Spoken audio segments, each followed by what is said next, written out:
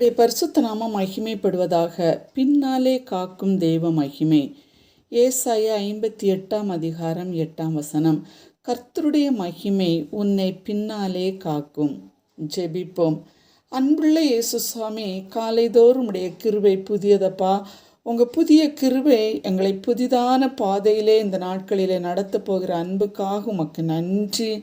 ஆண்டவர், உம்முடைய சித்தத்திற்கு எங்களை விட்டு கொடுக்கும் பொழுது உம்முடைய மகிமை எங்களை கர்த்தாவே அப்பா எங்களை காக்கத்தக்க விதத்திலே, உம்முடைய சமூகம் எங்களுக்கு முன்பாக போகத்தக்க விதத்திலே தெய்வ நீதி எங்களோடு கூட இருக்கிறபடியால் உமக்கு நன்றி. இயேசுவின் நாமத்தில் பிதாவே, ஆமேன்.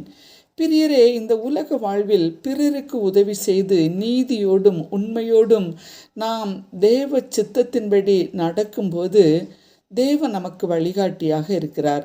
நமக்கு பின்னிருந்து வரும் சத்துருவின் தாக்குதலுக்கும் வாழ்க்கை தடைகள், வஞ்சகங்கள், மறைமுக தாக்குதலில் நாம் சிக்கி கொள்ளாதபடி கர்த்தருடைய மகிமை நம்மை பின்னாலே காக்கிறதாக இருக்கிறது.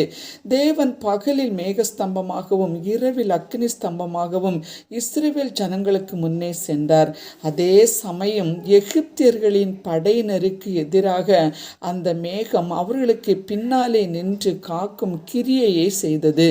எகிப்தின் சேனையும் இஸ்ரவேலின் சேனையும் ராம் முழுதும் ஒன்றோடொன்று சேராதபடி அவைகள் நடுவில் வந்தது. எகிப்தியருக்கு அது மேகமும் அந்தகாரமுமாய் இருந்தது. இஸ்ரவேலர்களுக்கோ அது இரவை வெளிச்சமாக்கிற்று என்று வேதத்திலே வாசிக்கிறோம்.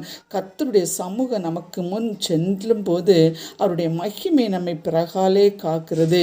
சத்துரு, வஞ்சகர்கள், கொடியர்கள், பொறாமைக்காரர், நம்மை அழிக்க நினைக்கிற எந்த கண்களும் கையும் படாதவாறு நம்மை காக்கிறது. யாருக்கு இந்த பாதுகாப்பு என்றால் கர்த்தருடைய சித்தத்துக்கு ஒப்பு கொடுக்கிற தேவ பிள்ளைகள் மாத்திரமே இந்த மகிமையை உணர்ந்து கொள்ள முடியும்.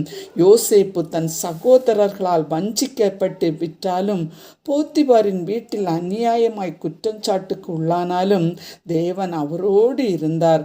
அவர் சிறைக்குள்ளே சென்ற போதும் தேவ மகிமை அவரை பாதுகாத்தது. பின்னாளில் பார்வோனுக்கு முன்பாக உயர்த்தப்பட்டார். அன்பானவர்களே, உங்கள் வாழ்விலும் மனிதர்கள் பல கண்ணிகளை வைக்கலாம். உங்களை தள்ளினாலும் தேவன் காக்கும்போது யாரும் ஒரு தீங்கும் செய்ய முடியாது. நம்பி கர்த்தருடைய சமூகத்தில் நம்முடைய வாழ்வை ஒப்பு கொடுப்போமா? ஆமேன்.